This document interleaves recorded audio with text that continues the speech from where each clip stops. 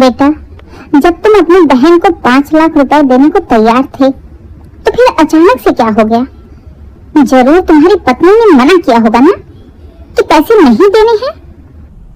सही कह रही हूँ माँ, मुझे आंचल ने ही मना किया है। माँ एक काम करो, आप अपने हिस्से की जमीन अपनी बेटी के नाम कर दो। मैं कुछ भी नहीं कहूंगा। आपके पास जो कुछ भी है आप सब कुछ अपनी बेटी को दे दो। मुझे आपका 1 रुपया भी नहीं चाहिए। अचानक से ही राजन का बदला हुआ रूप देख मनोरमा जी हैरानी से उसे देखने लगी। असल में राजन के पापा 2 भाई थे। हंसता खेलता परिवार था। बहुत ज्यादा अमीर नहीं थे और न ही कोई बाप दादा की पुरानी संपत्ति थी। खेत के कुछ टुकड़े थे और एक छोटा सा घर था जिसमें पूरा परिवार मिलजुल कर रहता था। राजन जब 18 साल का था तो एक दिन अचानक ही आधी रात में राजन की माँ की तबीयत खराब हो गई। तो राजन के पापा और छोटे पापा दोनों उन्हें लेकर अस्पताल भागे। लेकिन नसीब ने ऐसा खेल खेला कि हड़बड़ाहट में गाड़ी चलाने की वजह से गाड़ी सीधे जाकर एक पेड़ से टकराई और तुरंत ही राजन की मम्मी और पापा और छोटे पापा तीनों ही इस दुनिया से चले गए। घर पर अकेले राजन और उसकी छोटी माँ मनोरमा जी रह गई थी, जिनकी एक 21 साल की बेटी थी नीलम। अब तो जैसे राजन के ऊपर दुखों के साथ साथ जिम्मेदारियों का भी पहाड़ टूट पड़ा था। खुद को संभालते हुए उसने अपनी छोटी माँ और नीलम दीदी की सारी जिम्मेदारियां उठा ली। अपने गम को भूलकर छोटी सी उम्र में ही नौकरी कर ली। उसकी सबसे बड़ी चिंता थी नीलम दीदी की शादी की। मनोरमा जी बार बार कहती, बेटा, एक रिश्ता तेरे पापा ने देखा था नीलम के लिए।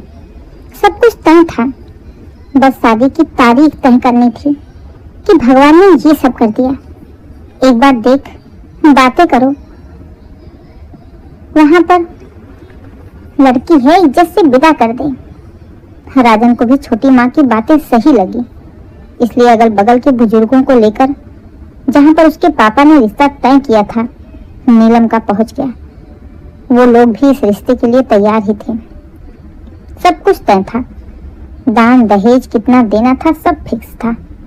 फिर भी राजन ने अपनी ओर से वो हर एक चीज देने की कोशिश की जो उसके पापा ने भी नहीं सोचा था। कहीं ना कहीं राजन के मन में ये था कि नीलम दीदी या छोटी माँ को ये न लगे कि उनके आगे पीछे कोई नहीं है, उन्हें किसी चीज की कमी महसूस ना होने पाए। राजन ने पूरी तरह से अपने आप को उन दोनों के लिए समर्पित कर दिया था। नीलम की शादी उसने बहुत ही अच्छे से की।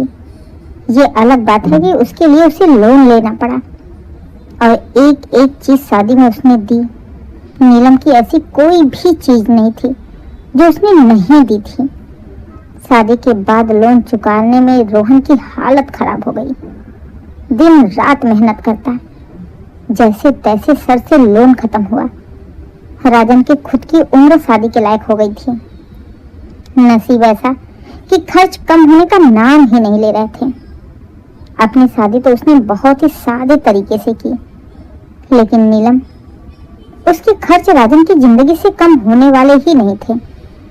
शादी के बाद नीलम हर 4-6 महीने में एक बार मायके जरूर आ जाती और फिर विदाई के तौर पर अच्छा खासा 4 से 5 हजार का खर्चा बैठा कर जाती।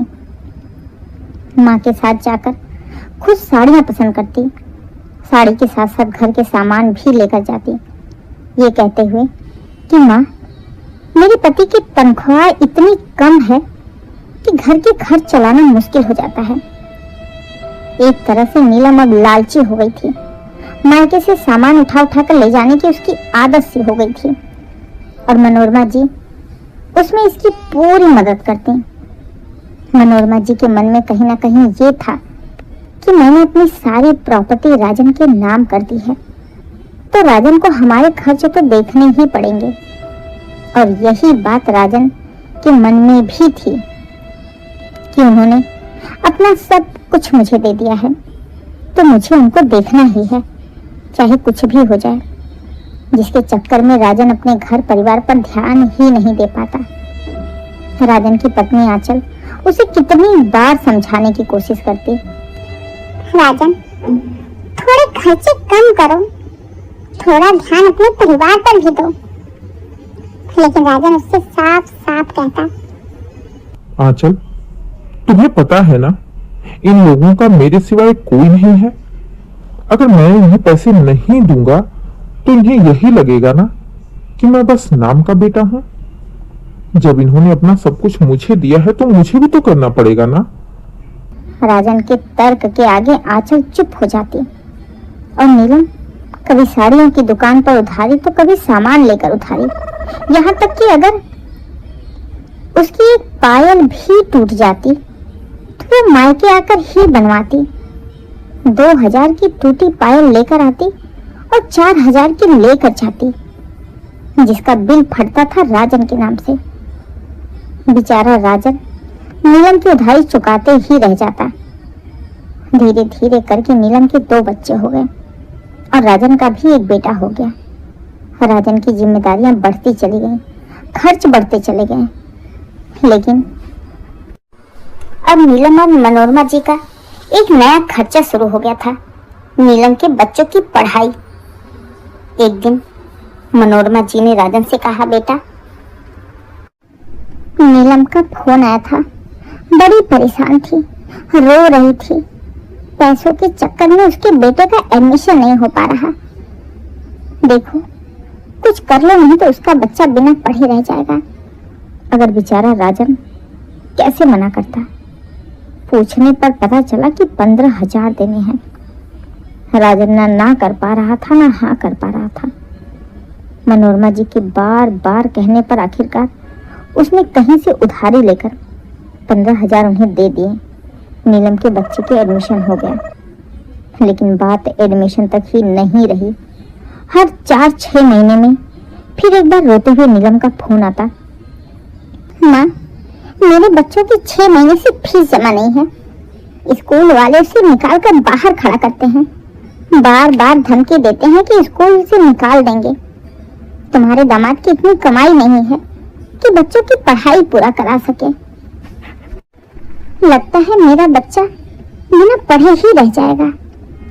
बस बेटी की बात सुन मनोरमा जी भी तुरंत पिघल जाती और भागते हुए राजन के पास आती और कहती, बेटा, नीलम के बेटे को स्कूल से निकाल दिया स्कूल वालों ने, वो भी कुछ पैसों के लिए। उसकी फीस जमा नहीं है। कहते हुए मनोरमा जी राजन को देखने लगी। इधर आंचल भी मनोरमा जी को देखते हुए मन ही मन सोच रही थी कि इन्हें जितनी अपनी बेटी की फिक्र है, काश उसका आधा भी ये राजन के बारे में सोच लेती। कितनी बार तो आंचल राजन को समझाती थी, लेकिन राजन उससे साफ साफ कहता, आंचल, मुझे सब समझ में आ रहा है। मैं बस संकोच कर रहा हूँ, लाज लिहाज कर रहा हूँ, ताकि दुनिया समाज ये ना कहे कि ये दोनों मेरे भरोसे थी और मैंने इन्हें अपने मतलब के लिए छोड़ दिया। मैं बुरी तरह से फंस चुका हूँ। जब कभी राजन मनोरमा जी से पैसे के लिए मना करता कि छोटी माँ, इस समय मेरे पास पैसे नहीं है, तो मनोरमा जी का मुंह बन जाता। 3-3 दिन तक वो राजन से बात नहीं करती। मनोरमा जी को जब से ये पता चल गया कि आंचल राजन को मना करती है पैसे देने के लिए, तब से आंचल जैसे उनके लिए दुश्मन बन गई थी। आंचल को तो वो अपनी आंखों से देखना भी नहीं चाहती थी। उन्हें लगता कि हो ना हो, ये आंचल ही है जो राजन को बहका रही है। नहीं तो राजन ऐसा नहीं था। जैसे तैसे लड़ते झगड़ते मन मुटाव होते हुए जिंदगी आगे बढ़ रही थी और इन सबके बीच में बुरी तरह से पीस रहा था बेचारा राजन। और पति की बेबसी देख आंचल लाचार थी। वो चाह कर भी कुछ नहीं कर पाती, क्योंकि मनोरमा जी का पलड़ा भारी था। वो पूरे गांव में घूम घूम कर सबसे यही कहती कि हमारा कोई नहीं है, हमने तो राजन को अपना बेटा माना है, अपना जो कुछ भी था सब कुछ उसके नाम कर दिया है। अब जैसे वो हमारी जिंदगी चला देगा हम चल लेंगे। गांव वालों के सामने मनोरमा जी बेचारी बन जाती, जिससे कि राजन के ऊपर गांव वालों का भी दबाव रहता। गांव वाले भी राजन से साफ साफ कहते कि राजन, मनोरमा जी ने अपना सब कुछ तुम्हें दे दिया है, तो तुम उन्हें उनकी आखिरी सांस तक नहीं छोड़ोगे। बेचारा राजन जिस समाज में रहता है उस समाज के दबाव में भी था। जिंदगी तो खैर जैसे तैसे कट रही थी। साल निकलते गए, दुनिया बदलती गई। नहीं बदला तो राजन की जिम्मेदारी, उसका बोझ, उसके खर्च। मनोरमा जी और नीलम के खर्च से वो उबर ही नहीं पा रहा था। खुद पर और अपने परिवार पर ध्यान ही नहीं दे पा रहा था। बच्चे बड़े हो गए थे। नीलम की बेटी अब धीरे धीरे शादी के लायक हो गई थी। एक दिन मनोरमा जी राजन के पास आई और उससे बोली, बेटा, नीलम का फोन आया था, बड़ी परेशान थी, बहुत दुखी थी। उसकी बेटी की सगाई होने वाली है, 5 लाख रुपए मांगे हैं। सगाई होटल से होगी। अब वो रो रही है कि माँ, अगर पैसों का इंतजाम नहीं हुआ तो सगाई टूट जाएगी, उसकी बेटी की शादी टूट जाएगी। मैं क्या करूं बेटा, मैं तो बहुत मजबूर हूँ। अगर नीलम के पापा होते तो कुछ व्यवस्था जरूर करते। राजन तो जैसे ये सुनते ही अंदर तक कांप गया। धीरे से उसके मुंह से निकला 5 लाख। लेकिन अब आंचल के बर्दाश्त के बाहर हो रहा था। पति की हालत, उनकी मजबूरी उसे अंदर ही अंदर तोड़ रही थी। राजन से पहले इसीलिए वही बोल पड़ी, छोटी माँ, अगर पैसे नहीं है तो जरूरत क्या है दीदी को होटल से सगाई करने की? घर में भी कर सकती हैं या फिर किसी मंदिर में कर सकती हैं। जितनी चादर हो पाँव उतने ही पसारने चाहिए। आंचल की बात सुनते ही मनोरमा जी ने उसे घूर कर देखा, लेकिन राजन के सामने कुछ बोला नहीं। बहुत दिमाग से खेल रही थी मनोरमा जी। बड़ा ही बेचारी सा मुंह बनाकर बोली, देख लो बेटा, अब तो सब कुछ बस तुम्हारे ही ऊपर है। उसकी बेटी की शादी टूट गई तो जग हंसाई होगी। मैं तो कहीं मुंह दिखाने के लायक नहीं रहूंगी। अगर उसके पापा होते तो जरूर कुछ ना कुछ कर लेते। कहते हुए मनोरमा जी तो चली गईं। सबसे बड़ा तीर उन्होंने अपना चला दिया था, बिचारी होने का। मनोरमा जी के जाने के बाद आंचल ने कहा, राजन, एक बात बताओ, कितनी जमीन है इनकी? छोटा छोटा 2-4 खेत का टुकड़ा यही है ना? अरे अगर उसे बेच भी दोगे तो भी इतने पैसे नहीं मिलेंगे जितना इन माँ बेटी के ऊपर तुमने खर्च कर दिए हैं।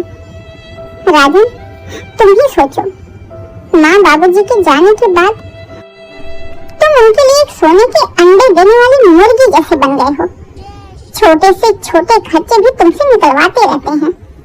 पहले छोटी माँ की जिम्मेदारी, खैर वो मानती हूँ कि वो जायज है, तुम्हारी जिम्मेदारी है वो। उनकी बेटी भी तुम्हारी जिम्मेदारी थी, लेकिन शादी तक।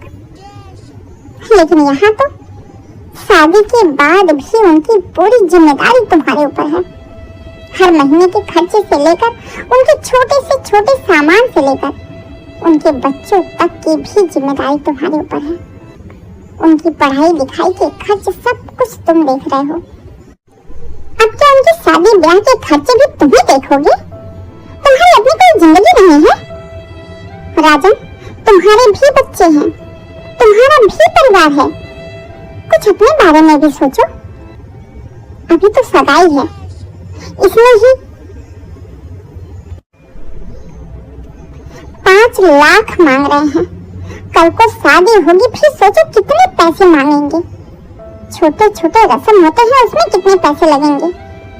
राजन, अगर तुम खुद को भी बेच दोगे ना तो भी उनकी मांग कभी पूरी नहीं होगी। और कितना खेत का टुकड़ा है, उस एक टुकड़े के चलते तुमने तो अपनी पूरी जिंदगी दांव पर लगा दी है। देखो, यहाँ बात मेरी नहीं, मेरे बच्चों की जिंदगी की भी है। तुम तुम एक काम करो, जाओ जाकर छोटी माँ को बोल दो कि वो अपना जो भी तुम्हें दी है वो वापस ले लें। हमें नहीं चाहिए उनकी कोई भी प्रॉपर्टी। और अगर तुम नहीं कह सकते तो मैं अपने बच्चों को लेकर कहीं और चली जाऊंगी, भीख मांग कर खिला दूंगी, लेकिन अब इस घर में नहीं रहूंगी। किसी भी चीज की एक सीमा होती है। जितना तुम उन दोनों के बारे में सोच रहे हो, मुझे नहीं लगता कि तुम्हारी छोटी माँ 1% भी तुम्हारे बारे में सोचती हैं। कहते हुए आंचल रोने लगी।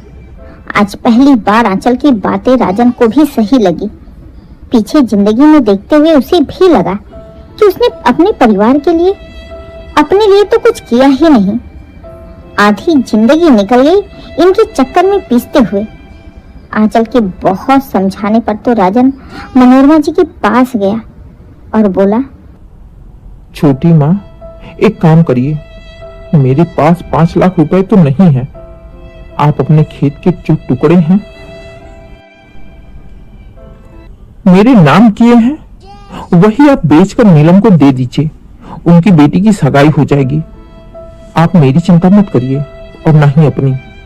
आप अपना सारा हिस्सा बेच देंगी तो भी मैं आपको यहाँ से जाने नहीं दूंगा।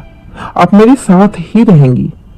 अचानक से राजन का बदला रूप देख, उसकी बातें सुन मनोरमा जी हैरानी से उसे देखने लगी। फिर उनकी नजर आंचल पर गई तो वो समझ गई कि जरूर आंचल ने ही राजन को सिखाया होगा। मनोरमा जी गुस्से में बोली, बेटा जरूर तुम्हें बहू ने मना किया होगा ना, उसी के बहकावे में आकर तुम ये सब बोल रहे हो ना। तो आज पहली बार राजा ने मनोरमा जी से कहा, हाँ छोटी माँ, सही कह रही हैं। आंचल ने ही मुझे समझाया है, बहकाया नहीं है, बल्कि मेरी आंखें खोली हैं। जो आपको करना चाहिए था एक माँ होने के नाते, वो आंचल ने किया। आपने तो बस मुझे नाम का ही बेटा माना। कभी ध्यान दिया मेरे ऊपर या मेरे परिवार के ऊपर, मेरे बच्चों के ऊपर? आपके लिए तो बस आपकी बेटी ही है ना। उसके भविष्य के, उसके बच्चों के भविष्य के आपको यही दिखता है ना। कभी मेरे भविष्य के एक खेत के टुकड़े के चलते? अभी तो सगाई है तो 5 लाख चाहिए, कल को शादी होगी तो फिर 10 लाख चाहिए, फिर उनके बच्चे होंगे, फिर उनकी भी जिम्मेदारी मेरे ऊपर हो जाएगी। ऐसे तो मैं पूरी जिंदगी पिसता चला जाऊंगा। इसलिए बेहतर होगा कि आप अपना हिस्सा अपनी बेटी के नाम कर दो, वो उसे बेच दे, बेचकर अपनी बेटी की शादी कर ले। मैं ऐसे सबकी जिम्मेदारी लेकर नहीं चल सकता। मेरी भी जिम्मेदारी थी, मैंने उसे पूरी कर दी। अब मेरे लिए बस एक परिवार और आप हो मेरी जिम्मेदारी। हुए राजन चुपचाप बाहर चला गया। आंचल भी अपने कमरे में चली गई। अब मनोरमा जी बुत बने वही खड़ी रह गई। अब तो उनके दिमाग ने ही काम करना बंद कर दिया था। जो खेल वो इतने सालों से खेलती चली आ रही थी, आज वो खत्म हो चुका था। वो अच्छी तरह से जानती थी, समझ गई थी कि अब उनकी कोई भी चाल नहीं चलने वाली है।